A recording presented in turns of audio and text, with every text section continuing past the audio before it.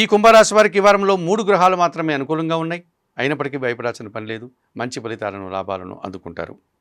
షష్టములో బుధుడు సంచరించడం వల్ల మీ ఆలోచనలు కార్యరూపం దాలుస్తుంది. వ్యాపారాభివృద్ధి బాగుంది. అనుకోకుండా నూతన అవకాశాలను చేజిక్కించుకుంటారు. పంచములో గురువు సంచరిస్తున్నాడు. సంతాన విషయంలో శుభ పరిణామాలు చోటు చేసుకుంటాయి. మీ మాటకు విలువ పెరుగుతుంది. సమాజంలో గుర్తింపుతో పాటు మంచి ఆదాయాన్ని కూడా అందుకుంటారు. పంచములో శుక్ర సంచారం వల్ల స్త్రీజన సహకారంతో కుటుంబంలో శుభకార్యాల నిర్వహణ, విందు వినోదాల్లో పాల్గొనేటువంటి వాతావరణం ఉంటుంది. అష్టమంలో కుజుడు సంచరించడం వల్ల జన సహకార లోపం, వాహన సమస్యలు, అనవసరమైన విషయాల్లో మనస్పర్ధలకి అవకాశం ఉంది. సప్తమంలో కేతువు సంచరించడం వల్ల జీవిత భాగస్వామి విషయంలో కానీ, జనాల విషయంలో కానీ, వ్యాపార భాగస్వాముల విషయంలో కానీ అశాంతి, నిరాశ ఏర్పడుతుంది. ఈ రాశి వారికి వారంలో గురు, శుక్ర, శనివారాలు అనుకూలంగా ఉన్నాయి. దానాలు ఇచ్చేటువంటి క్రమంలో ఉలవలను బాగా ఉడికించి బెల్లం పొడితో కలిపి ఆవులకు ఆహారంగా దానం చేయండి. స్తోత్రపారాయణ విషయంలో ప్రతినిత్యం గణేశాష్టకం చదువుకోండి.